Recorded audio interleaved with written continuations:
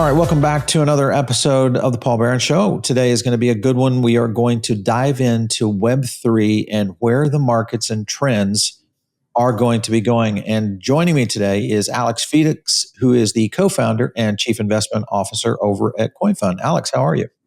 I'm doing very well, Paul. Thanks for having me on today. Yeah, it's good to, first of all, we get a chance to do these more casual podcasts. And one of the things that we really try to focus on is where the market seems to be trending to. A lot of times when we're, on TechPath, we really talk about what just happened versus where are we going.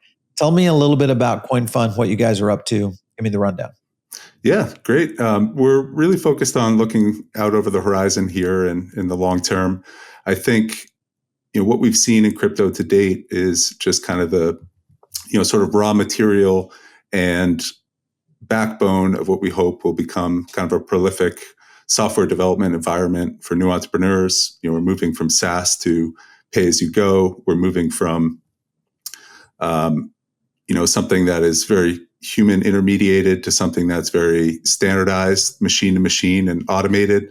So there's a lot of really interesting potential use cases on the horizon. To date, we've seen product market fit in things like Bitcoin as a non-sovereign asset, things like stablecoins in efficiency and payment tech, and we're kind of looking to what's next, which we hope will be in consumer, in AI, in distributed systems, et cetera. So let's start with, you mentioned stablecoin. Let's just start there because obviously we have an immense amount of regulatory pressure right now in the administration. What looks to be somewhat of a green light that seems to be coming down from Congress around stablecoins. We're also seeing a little bit of loosening by the SEC to where banks can now possibly custody. All of this is starting to flow into the market. When you look at stablecoins right now, obviously the U.S. stablecoin market, I would say, is the one that at least our administration is most interested in. That, of course, would include projects like PayPal, USDC, Ripple, stablecoin, RLUSD. Do you see a potential here where we might see stablecoins being fostered out of banks or big investment houses or maybe even other tech companies? Yes, I think that we'll see the stablecoin bill this year, which will be kind of an exciting kind of stamp in terms of seeing some real legislation around how you can use tokenized assets to represent, digital dollars. And it seems kind of basic, but at the end of the day, behind the scenes, I think the big headwind that's turned into a tailwind now is unpopular not to have a crypto strategy. So once we see that legislation, I expect banks and others to get very active in creating digital dollars. And at the end of the day, because they're digital, they can shapeshift very easily. So if there's 100 or 200 different stable coins, as long as the precedent for how the dollars are kept, behind the scenes and the safety and security of those assets as they are tokenized and put on chain should make it quite easy for them to shapeshift and to digitally change into different versions of themselves or be used as collateral quite efficiently. So it is expected that at the end of the year, we will start to see banks start to issue their own stablecoins, and that the pressure and regulatory tailwinds, create a unique opportunity for people to have a crypto strategy versus sit on the sidelines and continue to say that there's regulatory uncertainty.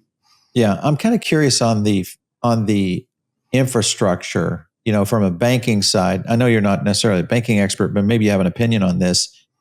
What we have seen is fractional reserve banking for a very long time. It's one of the reasons why we've seen so much, I think, interest in crypto in general. When you start to move a stablecoin into a banking system, there's two things that could potentially happen here. We could see a lot of adoption by business, which could explode whichever stablecoin blockchain is being utilized.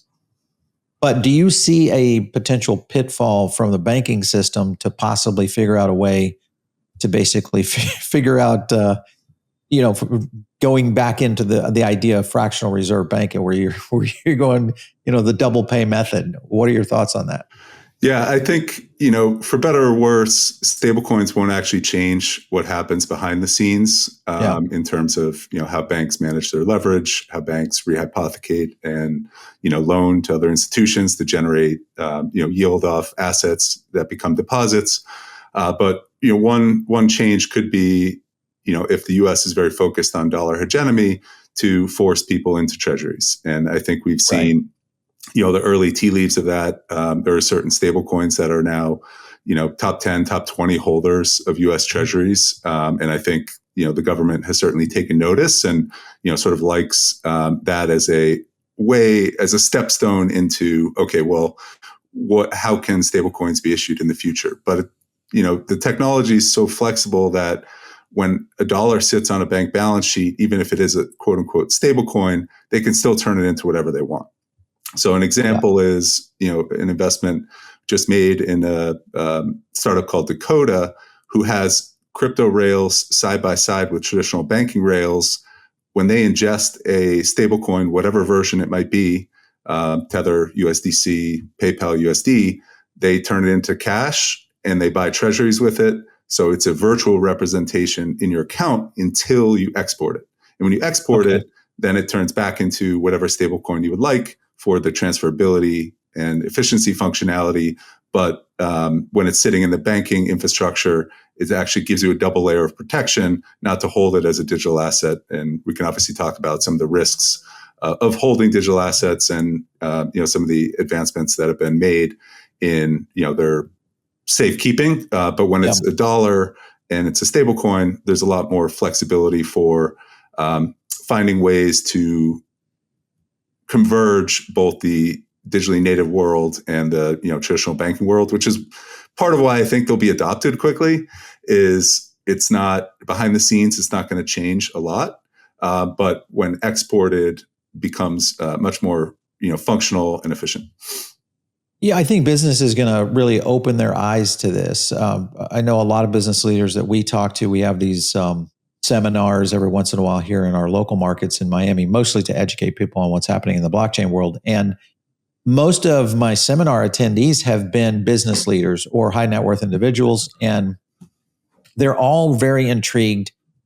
One, on the functionality of stablecoins. Once they start to test it and utilize it, it's like the light bulbs go on in terms of the speed, the settlement architecture, the flexibility of it, and the instantaneous nature of what crypto does for it. So I do think we're going to see some potential adoption for sure in terms of a curve.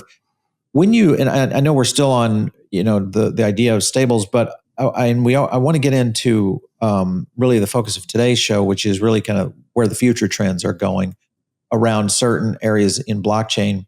But before we leave stablecoin, you look at the growth companies right now, Circle, I would say PayPal to a certain extent if you look at their current market cap.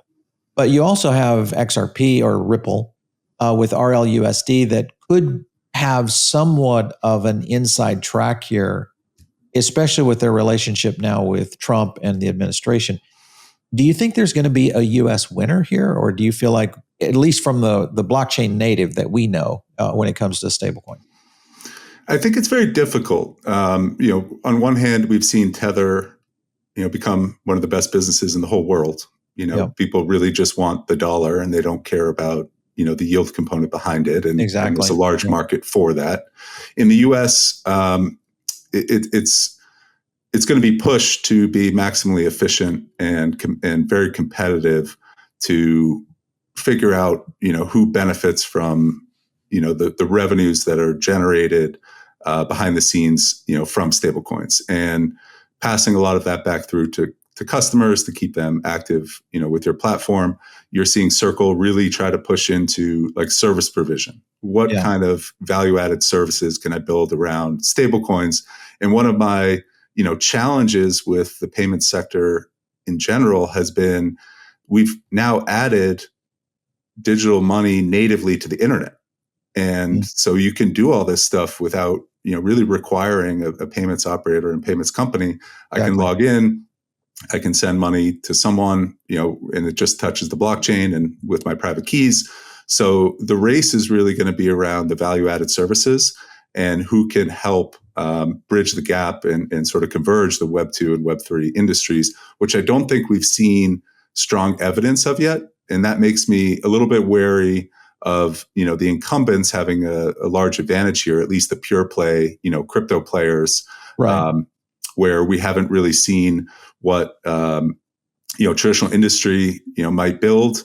That's a and good or, point. sort of the new things you need to do to sort of comply and make sure that stablecoins are, something you can use. So I think it's a bit of a race to the bottom on the, yield component, which then forces everyone to really focus on the service provision aspect. And that's very early. Yeah, I think you hit on it right there, is that when you look at the merchant services side of, most of the world's goods are all cycled through a handful of companies, whether it's Visa, MasterCard, American Express.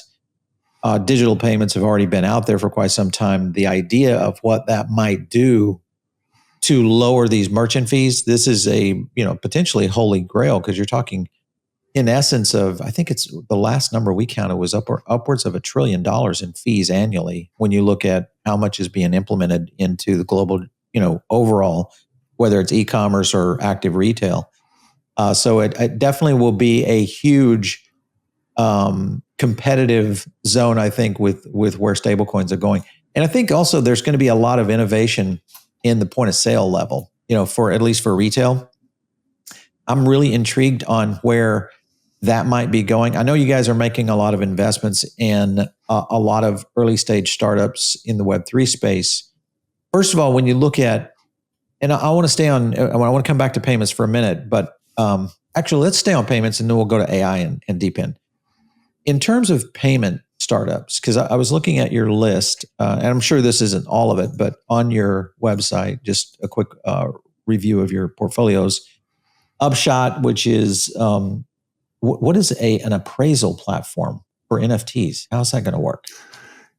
Upshot started in the machine learning and AI space, focused on valuing, rare or unique digital assets. Okay. So when the NFT wave came along, they helped to unbundle, the differences between all the different traits and attributes that a unique digital asset could have.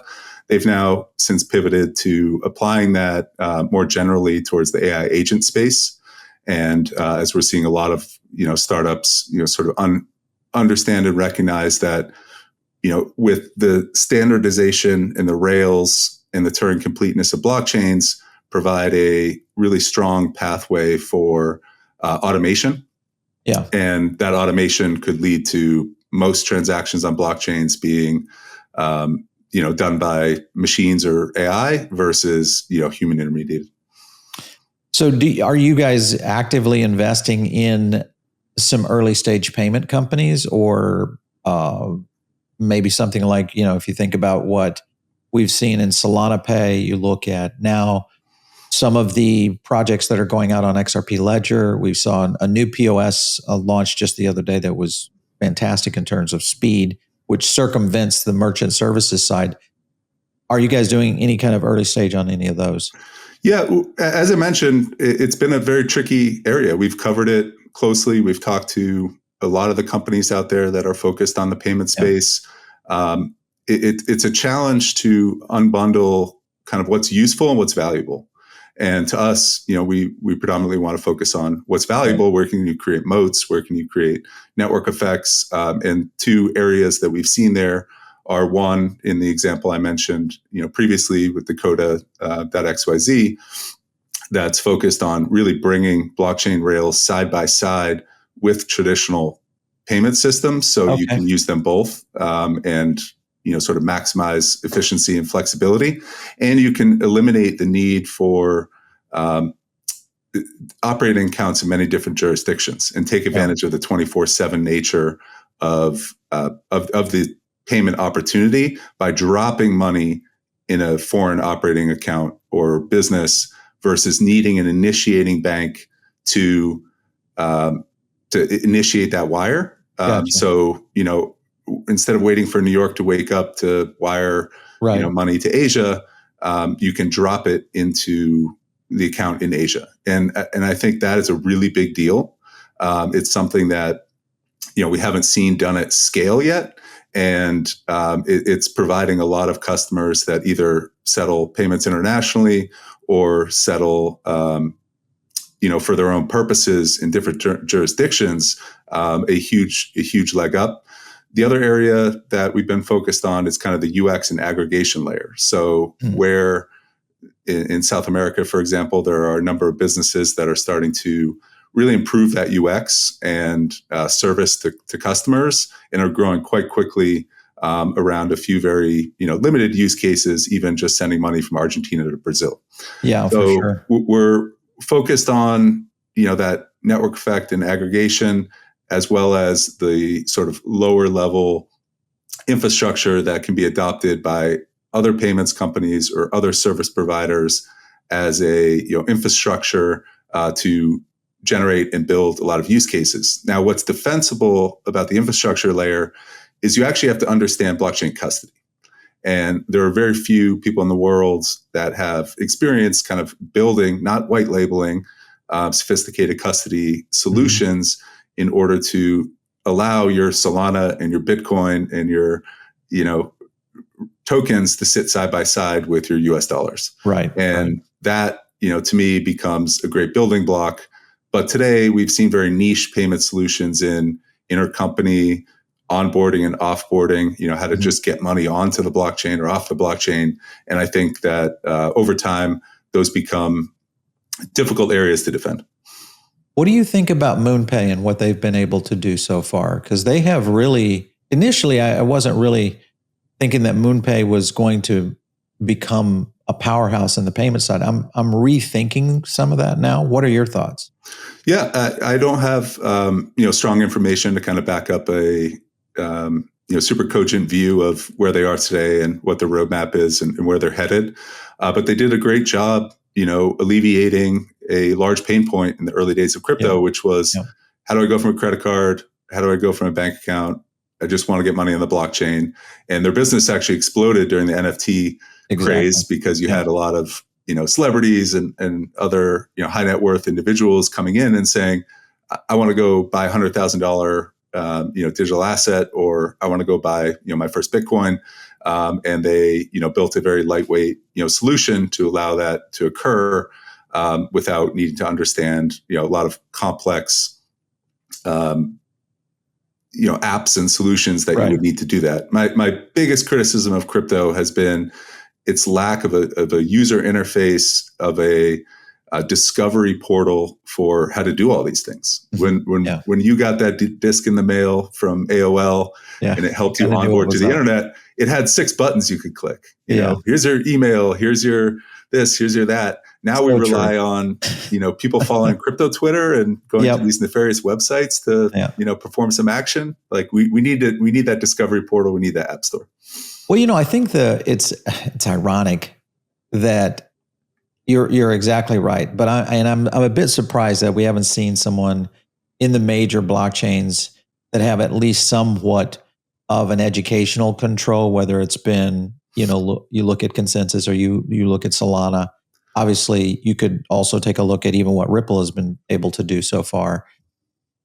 That you would think is an educational layer that should have been already kind of conquered. And now we are approaching the potential invasion of, big investment and banks, which are very good at those kind of things in terms of educating and really kind of dumbing down the process, I should say. So that'll be interesting to see if we see some market share start to go that direction just because of ease of use and onboarding and all those kind of problems. I want to jump back to Dakota for a second. So we were on their website just a minute ago, business banking for the digital age. So this is more of a bank that's powered by stablecoins that are backed by U.S. treasuries. So this would not be considered like a neobank. This is a new kind of bank. Am I getting that right? That's fair. Neobanks historically have been more consumer focused, and they're going after B2B. So the analogy of a neobank is incorrect in when you want to be super precise about it, but the theory is the same. Okay. So one thing that neobanks have to do is they have to sign up to one banking partner, and that one banking partner has to stipulate all the rules of what you can do on top of their platform. So, okay, you can offer this use case, you can't offer that use case. So in many ways, neobanks are actually constrained in the functionality that they can offer and are controlled like other platforms control your business, which becomes a huge challenge. So when Twitter shuts off its APIs or when Facebook decides it doesn't want third-party apps, like you're kind of left out in the cold. So that's the challenge with traditional neobank. Now, when you build the infrastructure completely ground up, like Dakota did, they can actually have multiple banks under the hood. So they sit as a software layer with multiple banking partners under the hood, and that they can access accounts and fiat rails for their customers through those banking partners. And on top of that is a software layer that just allows for crypto custody and payments side by side with your banking operations. So everything lives on a software layer that's crypto enabled and is powered by banks under the hood, but not just one bank like neobanks are, many banks. Right. And that gives them a head start in, okay, now I can actually build many different services on top. Right. I'm not constrained by what my one banking partner is asking me to do. And I think that's a big differentiator. Yeah, I'm intrigued by first of all, thank you for sharing this with me, because I've heard of them, but I had never really followed what they were up to until this morning when you mentioned it. Now I'm just kind of, as you mentioned, I'm just browsing through and I'm so, gosh, this is potentially could really break through as maybe a new financial service that could really come out of the crypto era, kind of that in between traditional banks and what we've seen in the exchanges and self-custody wallets, et cetera. So kudos to you guys for identifying. How long has this team been active? They've been building for 2 years. And we just started engaging with them around their, Series A. Cool. One thing that is, kind of caught my attention at least is they have as many Web 2 traditional customers as they do Web 3 customers. So people are finding this and finding the advantage in what they can do here without being a Web3 native, project. And so I think that opens up your opportunity to scale a lot quicker. And then when you go head to head with things like TransferWise, it's like they can provide the same functionality at a cheaper cost. Sure. So as you start to see those customers trickle over, you'll start to really showcase, some of those case studies and opportunities. So yes, very early. Look, it's going to be a tricky space. It's a heavily contested opportunity set, right. And a lot of these teams are early, but we love sort of working with those folks that were well ahead of opportunities. And yeah, it's going to be interesting to see for sure. Stablecoins are hitting their exciting moment now, and everyone's trying to start a stablecoin company. But historically, where we've been successful is kind of identifying that and focusing on the teams that have been unpacking that challenge for years, not kind of starting when it gets hot. Yeah. Well, I think the key here that we have seen with crypto is the amount of developers and innovators that are moving into the space. And this is, I come from the era of Silicon Valley. I worked with Microsoft in the early stages of when we saw the explosion of really the birth of the internet in the late 1990s. And you look at a similar thing that appears to be happening now with blockchain, obviously with a little bit more regulatory framework and lightening the load from the SEC. I think we're going to see a lot of innovation coming our way here in the US. What do you see in the terms of development around AI and blockchain? Anything that really surprises you guys? Blockchain space has historically been a little bit ahead in terms of where things could go. And there are some huge advantages that Web3 can offer.